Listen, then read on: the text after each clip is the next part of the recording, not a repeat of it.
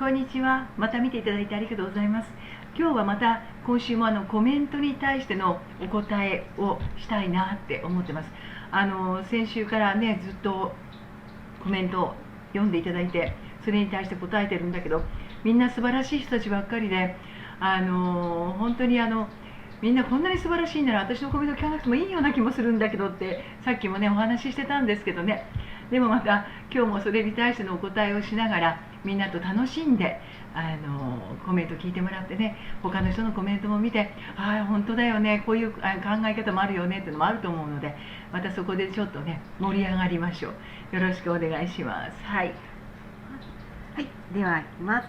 魔女先生のお話、とても心に染みます。ありがとうございます。ありがとうございます。ぶっちゃけのお話、ありがとうございます。本当に勉強になります。ありがとうございます。すごいいいお話。63歳ですが、日本中の子供たちに聞いてほしい。心がすさんでいると誰かが入り込む。本当ですね。私も本当にそう思いますよ。なんていうのかな、心が病んでるとやっぱりもうなんかな、全てがもうダメなんですよね。なんか相手はそういうふうに思っていないことを言っているのに、そういうふうに感じて取ってしまったりとか、自分で勝手に空想の世界でなんか自分がものすごく悪く思われてるんじゃないかとかって思うこともあるんですよ。だけど心が生き生きとしてるとへっちゃらへっちゃらってなるんですよね。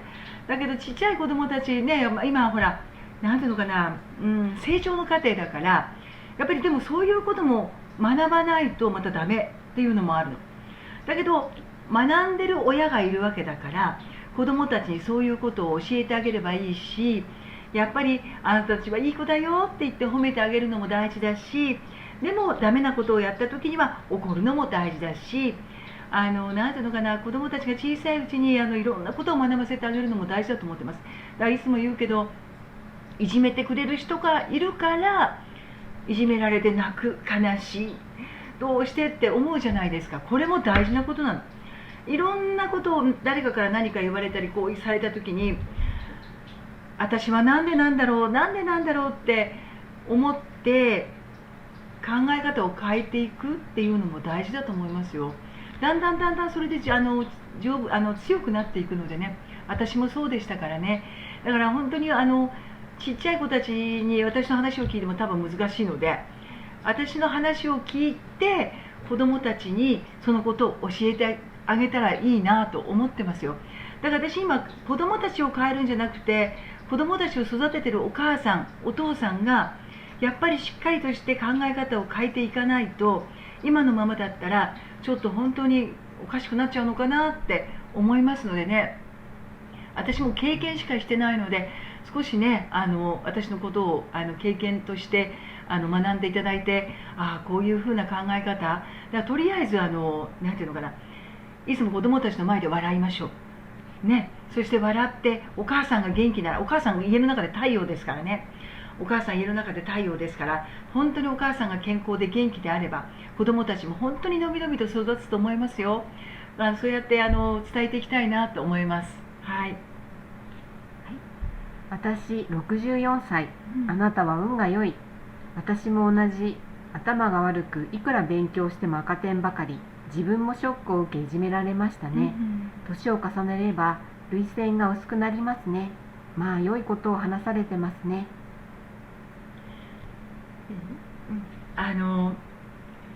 なんかそうだな、私はもうなんていうのかな、 YouTube でも言ってるけど、いじめられてなんでこんなにいじめられるんだろうと思った時に、なぜだか途中で自分はなんかすごい他の人とは違ってるんだってことを学ぶんですよ。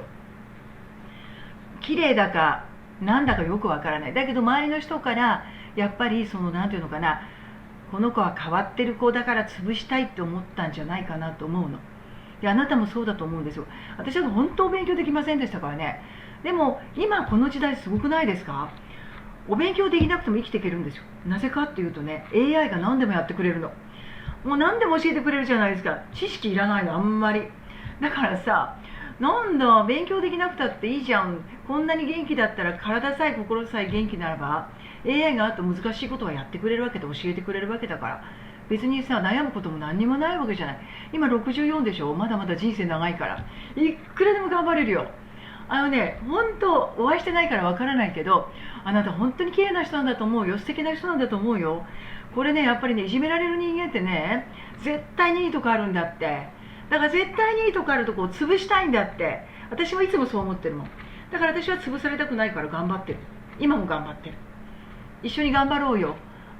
心が元気ならばいくらでも大丈夫。涙腺緩むって泣いてる場合じゃないから。泣いてる場合じゃない。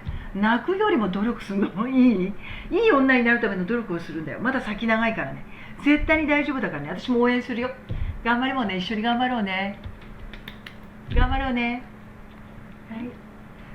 友達から YouTube を見てと言われて先生の話に感動しました。ありがとうございます。ありがとう。マリです。素敵です。お料理が得意、さらり綺麗な先生。ありがとう。そうでね、本当にお料理はね、小さい時から教えられたから本当に上手なの。でも人生って不思議なんですよ。だから中学1年から高校3年までお料理ずっとやって、その後もするわけじゃないですか。結婚しててもずっと18年。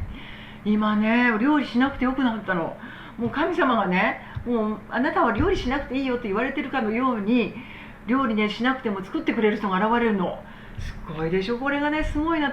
だからね、なんていうのかな、人間の人生っていっぱいやり尽くすとどっかでやらなくてもいい人生が来るんだなと思ってるのよ。だから今ね、本当に料理しないの。ほとんど作ってもらうだけ。お片付けはします。お茶碗だけは洗うけど。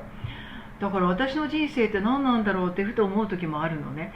で、今作れと言われればきっと作れるんだろうけど、でもほとんど今もうね、何年も料理してないので、もう料理本見ながら作ることのが多い時もありますよ。だから昔はもう全然へっちゃらでも簡単に何品も作れたけど、今さすがにね、作ってくれる人がいるとお茶碗の片付けしかできないかな。でもやっぱりね、天ぷらとかね、それはねちょっとね、キッチンの上じゃなくてね、テーブルの上でIH でほら揚げ物っていうのをして、あれでねちょっと天ぷらをするとね超美味しいの。だからいつも天ぷらは揚げ物係なのね。すごい上手らしくて、で揚げ物係で炭酸水を天ぷらの中に入れたりとかね。あと昔の畑山さんの奥さんかな、天ぷら粉の中にウイスキーを入れたりとかってあるのよ。ただね、やっぱりね、ウイスキーだとね子供たち嫌いだと思うので、炭酸水でいいような気がするよ。炭酸水を入れて天ぷら揚げるとね本当に美味しくなるので、ちょっとやってみてね。はい。ただ残念なのは健康でない方々もいるので、この方たちはどうすれば人生を乗り越えられるのでしょうか。いい、はい、健康でないってなんで健康じゃないかっていうのは絶対に自分に原因がある。私うちの患者さんに何か言うとね、皆さんね、下手な常識を常識と思ってる方たちが多い。女の人って体を温めればいいと思ってる人たちが多いんですよ。でこの間も言ったでしょ、白湯を飲めばいいって思ってる人たちもいるでしょ。先生に申し訳ないけど体絶対に温めない。もうお風呂に絶対入らない、湯船に入らない、シャワーだけでちゃんとお水、いつも言うお水をしっかり飲んで、コーヒーとか紅茶とかそんなもの飲まないで、病気になった時に薬を頼らないで、それを繰り返していくうちに絶対に元気になっていく。人生誰かに頼っちゃダメなの。全てそれは体も心も全部なの。これは言い伝えたい。私だから患者にいつも言うんだよ。世の中ね、温めるだって俺冬だってすごい、長野なんか寒いじゃない。ニトリに冬なんか行ったらこれはすごいわよ。ふわふわのパジャマ、もふもふのシーツ、もふもふの毛布、そこに今度だよ、羽毛布団もふもふでくるむんだよ。大丈夫って思いません？ニトリすごいな、売りや何でもやるんだと本気で思いますからね。これやったらもう女性の体壊れます。いいですか？だから冬は私はもう長野に住んでいても皆さんに電気毛布は使っちゃダメ、おこたつでうたた寝しちゃダメ、夜寝るときは暖房入れてもいいけど1時間タイマーで、シーツは普通の綿のシーツ、もふもふなんか絶対に着ちゃダメだよ、普通の綿のパジャマで寝るのって。でそうだな、まあ冬、先生も今だとね、冬でもね、すいません、毛布、綿毛布なの、それも。綿毛布買って使ってあげるといいと思うよ。これ冬だからさ、今は夏だからね、冬の話するけどダメだけど、でもね、これね、今言っといていいと思うんだ。ずっとあなたたち聞いてくれればいいじゃん。で、思い当たることいっぱいあると思うよ。体温めなさいっていう人多いのよ、常識の中で。嘘だから。体温めたら絶対に具合悪くなるよ。本当に。でね、首なんか温めたらもっと具合悪くなるよ。だからいつも首はいつもうちの診察してもね、マイナス10度ぐらいのあれでね、冷やします。だから今夏だったらね、暑くて困るんだったら、アイス飲んでもいいから何でも首冷やして寝たらどう？それで健康になっていくわよ。でね、必ず健康になるためにはこうしましょうって書いてあることがあるのよ、本に。9割嘘。もうね、私はね、いつもね、患者に言うの。温めたら体冷えるから。冷えたら病気になるよって。だから先生の今基礎体温は36.7 か8。もう35度以下に、36.5 度以下にならない。だから基礎体温が上がってるってことは免疫力が上がってるってことです。ね。だからあなたたち温めすぎるから基礎体温下がっちゃうのよ。汗ボンボンボンボンかいてるもん。だからね、患者さん具合悪い人来て、まず私先生はね、手を握るの。で、手を握った時に手のひらがねっとりと汗かいてる場合は、あなたね、具合悪いでしょ。まあ具合悪いから来てんだけどさ、これ直そうよって。このねっとりとした手は最悪だよって。で、何日かうちに来るとね、まあ言うんだよ、ちゃんと。温めちゃいけないよ、お風呂に入っちゃいけない、シャワーにすんの。で、お布団もね、夏だったらね、もう本当にタオルケット1枚。ね、そして夏のパジャマ。先生も本当に申し訳ないけど、本当にもう夏の本当ふわふわっとしたやつ1枚。ね、あと、そうね、あんまり暑いようだったらクーラーだけど、場所によってはさ、朝までクーラーつけてなきゃ寝れない場所もあると思うので、それはいいと思う。長野はとりあえずね、26度で微風で、先生は1時間タイマーねってはみんなに言ってます。で、首振りのもし扇風機があれば首振りで1時間タイマーねっては言ってます。で、これからね、ちょっと究極の健康の話もまたね、YouTube の中で流します。でも皆さんね、健康じゃないっていうことで、ね、不健康にしてるのは自分自身の行動だから。本当なのよ。風邪ひいたら風邪薬飲むでしょ。お腹痛かったらお腹の痛み止め飲むでしょ。頭痛かったら痛み止め飲むでしょ。何でもね、何でも逃れるの。なんでどこに原因があるかわからないの、あなたたち。自分で原因作ってるってことをね、理解して。で、そういうこともね、またね、いっぱい話していくよ。ただ、一番まず原因はね、お水を飲まないこと。お水を飲んで、マグネシウムのお水を飲んで、ね、クリスタル岩塩のお塩もし知ってたら入れて、まずお水を1日2リットル飲む。それだけでまず健康になる。で、あと体温めない。なるべく薄着にする。っていうのを頭の中に入れといて、またちょっと YouTube で健康のための話もします。で、そうしたらどんどん元気になる。嘘じゃなくてやってみて。でね、それもやり続けること。でね、昨日も一昨日かちょっと2年ぶりの患者さんが来てね、先生具合悪いの、首が動かないのって来てね、去年来た時に3日ぐらいで良くなったから先生のとこ行くと治ると思って、分かったよって。でもね、私の言うこと全然ね、治っちゃうから聞いてないの。言うこと聞いた。水飲んでないでしょ。先生コーヒーばっかりだから言ったでしょ。水飲みなさいって言ったでしょって。そこなの。みんなね、具合良くなるとね、忘れちゃうの。単純なの。健康になるのにね、何の努力もいらない。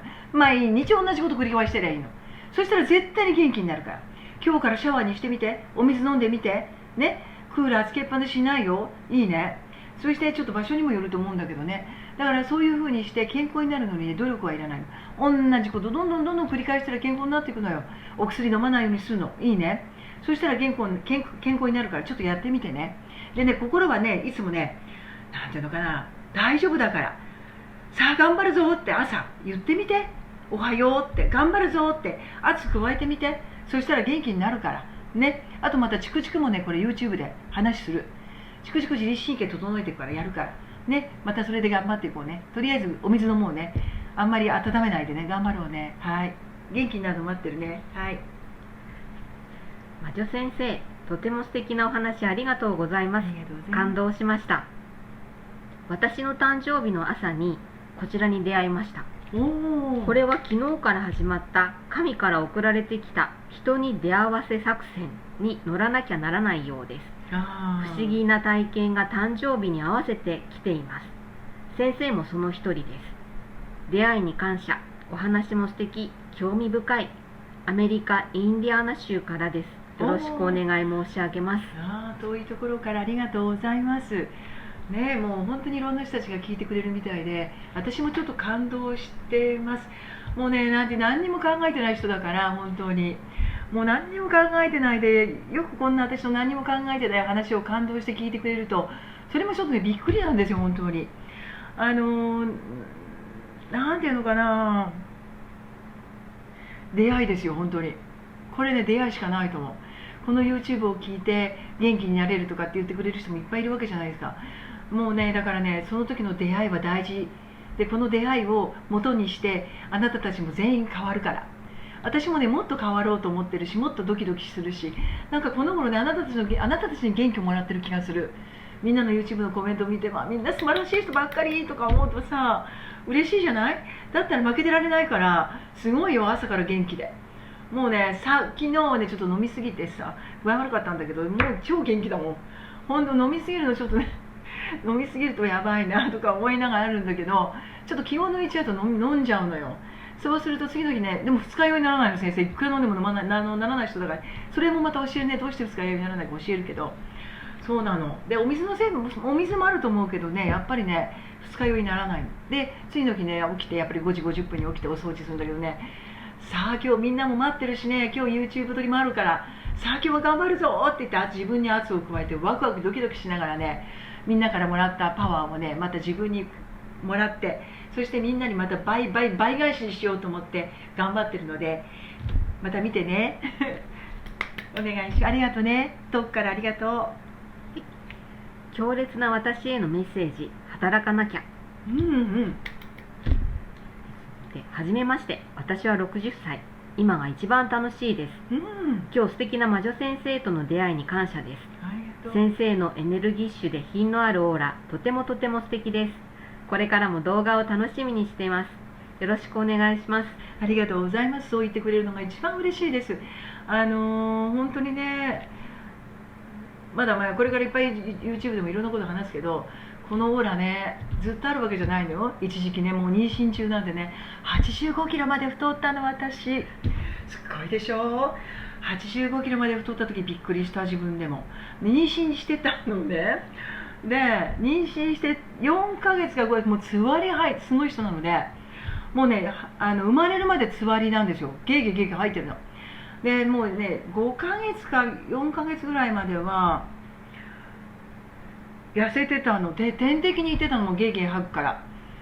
それがね、ある時ね、何なんだろう、ある時突然これは食べなきゃいけないと思って食べたのが、お汁粉と、食べれるのがね、お汁粉とスイカだけだったので、6月に子供生まれるのに、お汁粉とスイカを毎日3食食べてたの。そしたら85キロまで太ったのよ。もうね、産む時なんておっぱいなんてね、バスケットボールみたい、こんなになっちゃって、ほんと後でまた話すね。で、それからさ、2番目生まれるまでに本当にね、痩せても10何キロなの。もうね、もうこんなオーラなんかないわよ。もう靴だってね、今ね 24.5 ぐらいあるんだけどね、26.5 まで大きくなった足がもうむくんじゃってね。で、今だったらそんなに太ったらきっとね、産婦人科の先生に怒られるんだろうけど、あの時怒られもせず、あのまま死にもせず、血圧高い人なのに何もならず今元気なんだけどね。またなんでこんなにオーラがあってこんなに元気になんて笑っちゃうでしょ。本当の話なんだよ。またね、痩せ方教える。綺麗になる痩せ方だからね。オーラずっとあったわけじゃないよ。若い頃からあったわけじゃないよ。突然だったの、これが。いろんなことを経験しているうちにこのオーラがボンボン出るようになって、今もっとすごく出てきてるからね、もっとね、みんなにね、パワーを教える。だけどね、これね、85キロ太ったのもね、一つの経験だった。だからね、何でもね、経験なの。だからみんなだって綺麗になれるための、私の経験これから教えるから。一緒にやろうね。教えてあげるから。いいね。はい。笑っちゃうな。そう。本当だよ。はい。私にとっては思議な世界ですね。ひとりさん大好きです。うん尊敬してます。私も大好き。うん。楽しみに配信待ってました。雨のニナカ主様、お助けいただきありがとうございますですね。そうです。もうひとりさんの YouTube いっぱい出てるので見て学べばいいと思いますよ。もう私もたまに見ます。この頃 YouTube ひとりさんか自分の YouTube が、私の YouTube はほら確認だから、この間ちょっと間違ったことも言ったのでまたこれ YouTube で訂正します。間違えました。またねそれまた話すね。そうだからひとりさん本当に素晴らしい方なので、間違いなくね、私も単純な人間なんで毎日雨の皆神主様お助けくださいました、ありがとうございます、毎日言ってます。もうこれもね10年ぐらい言ってます。もうひとりさんの言葉そのまま信じてそのままずっとやりきっているので、なんか苦しい時とかあってもひとりさんの言葉を思い出すと全然5分で入れ替わっちゃって、いつも言ってるでしょ、5分で切り替えられるから、心が切り替わったら全然問題ないから、また前へ前へ進めるよ。頑張ろうね。すごいお話、私は信じます。私が YouTube を見ていたら突然魔女先生の動画が流れてきて、拝見させていただきました。早速登録し他の動画も見させていただきました。私はアメリカカリフォルニア州在住です。海の向こうから応援しています。ありがとうございます。もういろんな本当にさっきも言ったけど遠くの人たちからもいっぱいメールが来てね、コメント来てね、嬉しいなと思います。うちの娘もコメントしてくれてもいいよって思ってます。フロリダにいます。はい。なかなかねコメントないです。はい。もうバカだなと思ってるんでしょうね、きっとね。でもうちの娘は私がもういつもこうそばにいる人なのでね、別にコメントも何もいらないとは思うんですよ。でもお叱りの電話までよく来ますよ。またそのお叱りの電話もね、後でまたね YouTube でお話ししますけどね、もう娘ねとっても厳しい人なので怖いです。はい。日本に帰ってくるともう本当にお母さん耳遠くなったんじゃないのとかね、私を年寄り扱いするんですよ。信じられる？もうね信じられない。でね、なんかね子供たちがわーわーギャーギャー孫たちが言うから耳遠くなるじゃないですか、聞こえないじゃないですか。いつも一人でね、静かなところで生活してるのにだよ、孫2人も来てギャーギャーゴーゴー言ったら聞こえないじゃない。そうするとお母さん耳が遠くなったんじゃないの、もう年なんだからって怒るの嫌でしょ。もう勘弁してもらいたい。あの人たちが来るとね、私年取ったような気がするの。だからあの子たちが帰ってこないと私ってもうウキウキドキドキでさ、もういつまでも元気でいられるからね、よろしくまたメールコメントくださいね。はい。先生、お肌きれい、若々しい。最近見させていただけて勉強になります。チャンネル登録させていただきました。ありがとうございます。私には経験のないすごいオカルト話でした。面白くて時間があっという間でした。ありがとう。スピリチュアル、霊感体質なんですね。近いうちに引っ越しするので浄化のために聖女を焚く予定です。いいと思うよ。新しいところに移るときはやっぱりしっかりと清めた方がいいような気がする。やっぱり方角とか風水とかやっぱりちょっとは軽くやった方がいいような気もするんだけどね、どうだろうね。私このマンションに移るとき、このマンションに入る前、ここに初めて来たときに、私ここに決めたって、いつもこのわけわかんないことがあるんだけど、決めたって決めるんだけど、ここいっぱいいろんなもの住んでるとこなのよ、本当に。もうね、通り道みたいで、なんかいろいろ突然ガラスが割れたりとかする時もあるの。そこのこっちには映ってないガラスの食器棚があるんだけど、朝突然来たらガラスがさ全部割れてんだよね。何が起きたとか思ったら自信もないしね、何かあったのかしら。それも内側なの。なんか当たって割れるとかじゃないんだよ。でもここなんかとてもね、私を選んでくれてるみたいで、ここに住んでる人たちが、一緒にいる人たちがね。だから私がここに決めたわって言ったら不動産屋さんが「すいません、ここあと3人待ちなんで3番目なんです」って言われたんですよ。なのになぜか私のところに来たの。だからそれなのよ。住むべき人は3人待ってても前の人がダメになって私が入るようになる。でここに来てね、なんかいろんなことがあるのよ本当に。だけど全然もう本当にすごいの。オカルトになるけどさ、またここ私今座ってるじゃない、この隣ここにで娘が来るとね、いつも娘はここに座るので、私が前に座るでね、娘見える人間じゃないで、なんか突然ご飯食べてる時変な顔すんのよ。何かあったの？また何か来たって言ったら、隣に行って、隣に何か来たの？何が来たのって言ったら、タキシードを着たね、シルクハットをかぶった男の人が隣にいるって言うのよ。で、お顔はって言ったらね、顔は見えないけどシルクハット着て、じゃない、塩ビ服着てシルクハットをかぶった人が隣にここにいる、立ってるっていうのよ。で、ほらお母さん紅見てって言うから、紅ちゃんちょうどそのテレビの前のとこでテレビを見てたんだけど、紅がね、本当だよ、こうやってきちっと座ってこの人に向かってこうやって挨拶するの。本当だとか思って、もう笑いでしょ。こう本当なの。もうね、ってもう紅が本当にね、こんにちはってやる挨拶すんのよ。すごい人だと思うの、きっと。ここね、すごい人いるらしいよ。でね、たまに朝神棚に挨拶しようと思ってね、するとね、ふわんってね、本当にいい香りがする時がある。これ高級の人がいるとか思ってね、ありがたいと思ってね、いつもいるんだけど、本当なんか住むところをいつもきれいにしてたら、いい神様が寄ってきていいことが起こるから、とりあえずこれからお引っ越しするんだったら玄関はきれいにね、そして荷物はあまり置かないでね、できれいにいつも床をピカピカにするのよ。玄関も床もピカピカにするの。そしてちょっとなんかあった時は聖事を焚いて浄化して、いいお家で素敵な生活を送ってね。はい、楽しみにしてます。はい、はい、では魔女先生、偶然こちらのチャンネルに出会いました。先生美しすぎます。ありがとう。お話も上手で家事をしながら聞かせていただいています。ありがとう。ソフトなお人柄とためになるお話最高です。素敵です。配信楽しみにしています。素敵な動画。命と時間は大切ですね。わかりました。将来いいことがあるんですね。絶対ある。人生は試練の繰り返し。信じれば救われる。人生は本当試練の繰り返し。でも繰り返し方がだんだん楽になってくる。なぜかというと、小さい時からどんどんいろんな試練を乗り越えるわけじゃない。で、乗り越え方を学ぶわけじゃない。で、最初はこんな波でも大きいと思うじゃん、小さい時だから。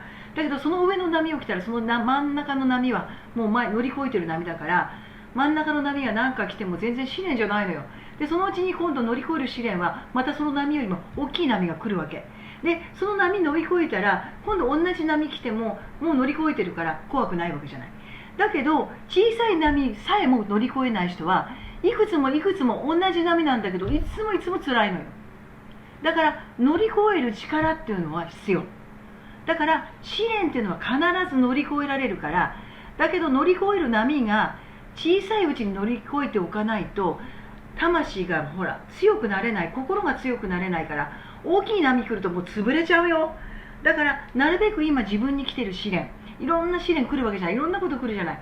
で、いつも神様試すから、試した時に乗り越えていると、また同じこと来ちゃったって思えばいいわけじゃん。だからすぐ乗り越えられるじゃん。でもとすごい波が来た時に、こんな波が来るほど私はすごくなったんだって思えばいいのよ。だそうじゃない？だって今までこんな小さな波で波なのって思うような波も試練だと思ってるわけでしょ、みんな。そんなんじゃないから、本当の試練なんて。世の中いろんなこと今あるでしょ。もう本当に大変よ。だってね、この間だって山形に雨も降ったりいろいろあるわけじゃない。みんないろんなことも全部試練だから、これを乗り越えるっていうのが大事なので、乗り越えるとやっぱりその試練を乗り越えた時にまた別の試練が来るけど、あの時の試練を乗り越えてる人っていうのは絶対にその次の試練も上手に乗り越えられるの。だから小さな試練なんかもうへっちゃらになったら、どんどん来る試練どんどん乗り越えてたら、もう全然大丈夫になるから。何が起こるか最後までわからない。私はだから最後まで、死ぬまで試練乗り越え続けようと思ってるよ。どんなものがあったとしても。だって自分のためにだから。これはもう自分のために来てる試練だと思うから、人それぞれ試練の度合いが違う。いろんなことがあると思う。だけどやっぱりそれは乗り越えられる試練だから来てるの。病気も全部そうだと思う。だから病気にならないための努力もしなきゃいけないから、病気にならない努力、さっき言ったこと頑張ろうねってね、いろんな試練を乗り越えて、そして輝きながら最後まで頑張ったらいいと思うよ。一緒に頑張ろうね。嘘っぽいな。うん妊娠もわけわからんし、その他も辻褄が合わん話、辻褄が合わん話してるって思った。うん本当のこと話さないと。ありがとう。本当のことだからどうしようもないの。でね、いろんなことを言うと思うよ。私だってね、整骨院ずっとやってるじゃない。宗教団体だって言われる時があるの。いやいやいや、宗教だからじゃないから、壺持ってないし何持ってないし、みんなからお金ももらってないよってね。で、私の妊娠の話、本当のことだから何回も同じこと言えるの。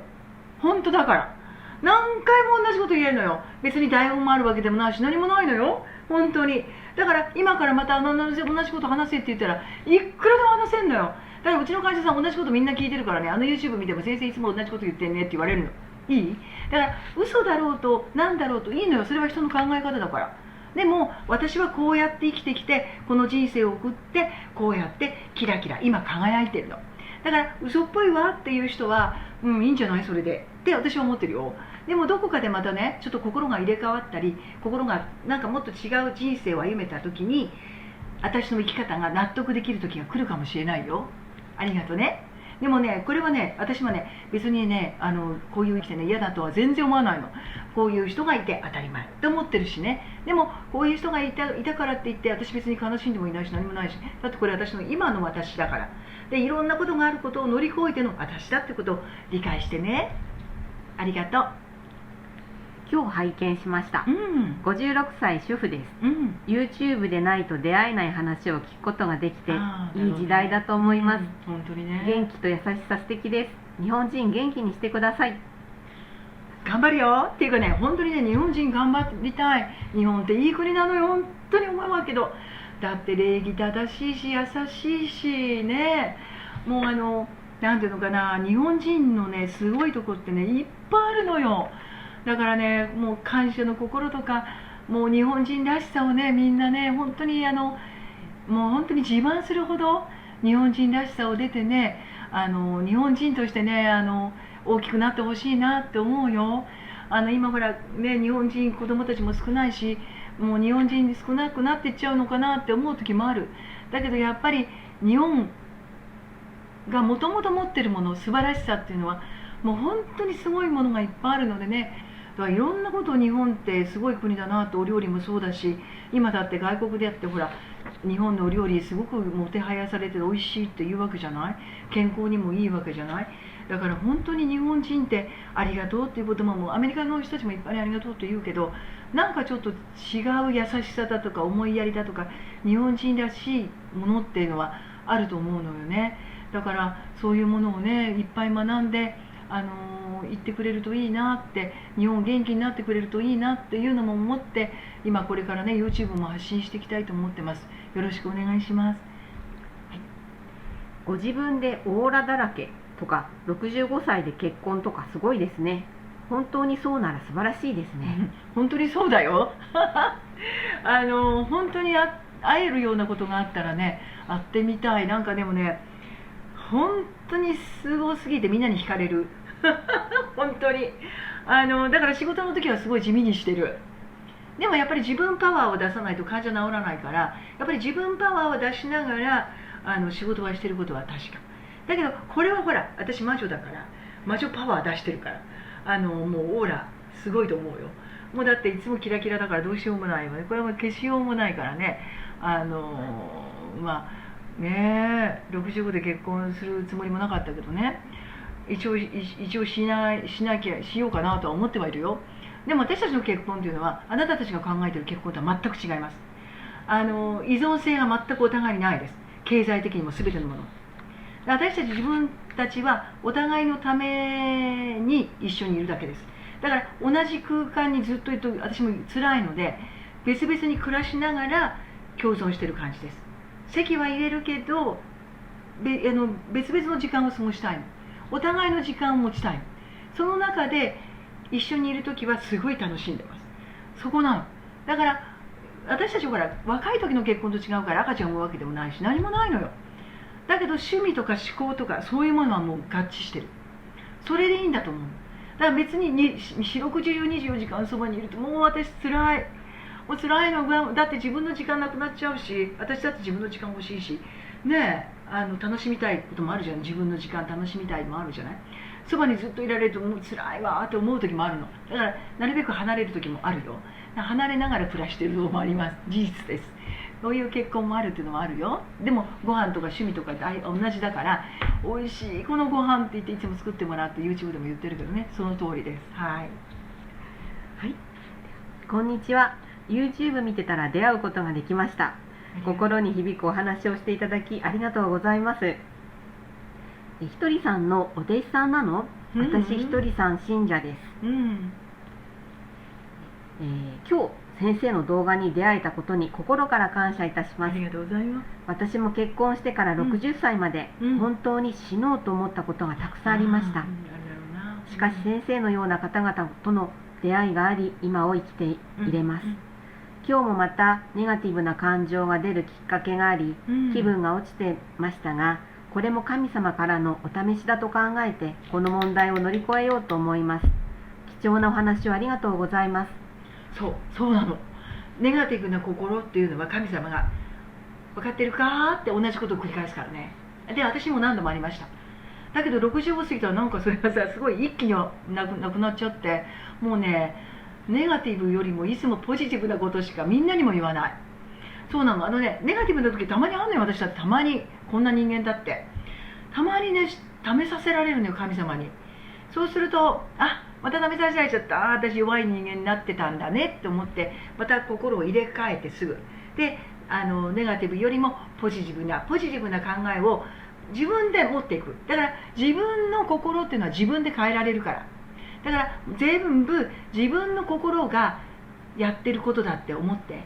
だから神様が自分の心が病んでるって分かるから、それに追い打ちをかけてるだけだけど、それを一気に自分で乗り越えられることができれば全然大丈夫だから。もうね、何度も繰り返すのよ、これを。私も何度もやられたから。で、何度もやられたけど何度もやり返したからね。そうしたらもう5分で入れ替わるし、いろんなことがあっても、全然大丈夫。いろんな人が何を言っても、いや私試されてるんだ、ラッキーと思うしかないね。ラッキーと思えたらそれでよくない？何も悪いことじゃないじゃない。だからネガティブな心なんていらないの。もうね、大丈夫って思ってね、ポジティブにいろんなことを、いいことばっかり、これから先起こるいいことを考えたらいいわ。だからいいこと考えたら絶対後でいいこと起こるに決まってんだから。悪いこと起こるわけないじゃん。いいことしか考えてないんだもんね。誰にもね、なんていうの、悲しい言葉を浴びさせられてるわけでもないし、言ってるわけでもないし。だったらもう感謝気持ちでありがとうって住んでて、何が悪いこと起こると思う？絶対に起きないから。一緒に乗り越えて頑張ろうね。もっと綺麗になって頑張ろうね、一緒に。本当にありがたいコメントありがとうございます。本当に楽しみにしてね、コメントを。でね、私も彼女に言うの。さっきみたいにね、私に対しての批判のコメント、もうね、絶対に隠さないでね。そのまま出してねって言ってあります。何かな、隠し事は嫌なの、すべて。だからこの YouTube の中でこれを言ったらとか、でもそんなこと何にもないから言っていいよ、全然。私に対する批判の言葉、いろんなこと言っていいよ。乗り越える力は全然あるからね。じゃないとみんなを元気にさせて、これをこうやって乗り越えようよって教えてあげられないから。だからそれなの。みんなに元気になってもらいたいために私はこれをやってるので、いろんなことがあっても乗り越えられると思ってるよ。大丈夫。ありがとうね。またコメント待ってます。バイバイ。